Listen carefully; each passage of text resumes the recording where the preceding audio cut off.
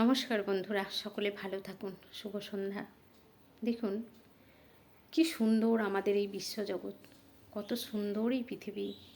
ভগবান কত কিছু দিয়ে ভরিয়ে দিয়েছেন আমাদের, কোনো কিছুরও অভাব রাখে না।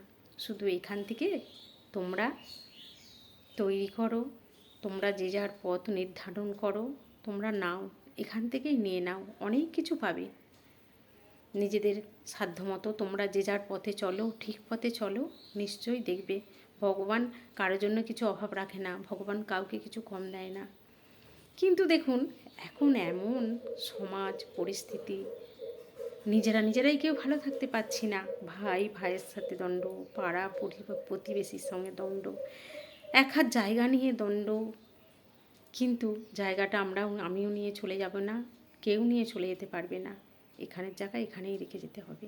আমরা যা কিছু নিচ্ছি এখান থেকেই নিচ্ছি, আমাদেরকে এখানেই সব রেখে চলে যেতে হবে। আমরা কিছু আনিওনি সঙ্গে করে, আর কিছু নিয়ে যেতেও পারবো না সঙ্গে করে। একটুর জন্য আমরা এত ঝগড়া লড়াই মারপিট করব কেন? এটাই তো বড় মানসিকতার অভাব, মনের অভাব। আমরা কিছু ক্ষতি হবে না, আমার যদি এক হাত চায়, ওর নেই, ওকে আমি দিই না একটুখানি। কিন্তু এইটা মনোভাবটা কারও নেই, শুধু অশান্তি, ঝগড়া, মারপিট, হানাহানি, যুদ্ধ সব সময় লেগে আছে পৃথিবীতে। নিজেরা কেউ চেষ্টা করে না একটু ভালো থাকার। সমাজ কাকে নিয়ে বলুন তো? আমি, আপনি, ও, সে, সবাইকে নিয়ে তো সমাজ।